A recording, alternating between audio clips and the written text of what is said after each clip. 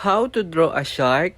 Well, gumuhit ng patusok na curve line. Di kailangan perfect, okay? Another curve line and another one. Alright. Gumuhit ng patusok-tusok para sa ngipin or parang pasigsag. Ito yung reference ng dinodrawing nating shark. Lagyan ng mata and there you have it. Shark na yan. Alright. And ito na yung fun part, coloring. Messy art tong gagawin natin para hindi kailangan perfect, okay? Kumbaga mag-enjoy ka lang sa pagkukulay. Alright. It's all about the process, not the final result. Ay, may ganon. Wag muna tayo mag-focus na gawing perfect yung gawa natin. Alright? Kung lagpas-lagpas, okay lang. Kung hindi pantay, okay lang din. Kahit shaky pa yung lens mo, okay lang din. Walang rules. Messy art nga, di ba? And of course, be creative. Pwede nyo gawin to as an art therapy. Perfect! Kasi therapeutic siya for me. Kasi parang naglalaro lang din to, di ba? Hindi katulad ng ibang art style na parang kailangan mo magpa-impress ng mga tao. Yung kailangan ma-amaze sila or mapapawaw sila. Parang performance, ganun. Dapat pakak. Pero dito sa ginagawa natin, you draw for yourself. It's all about you. It's all about the art process. Wala kang kailangang i-impress, kundi yung sarili mo lang. Or kahit hindi nga ma-impress yung sarili mo eh. Ang importante, na-enjoy mo yung process. Alright, yun lang. Bye!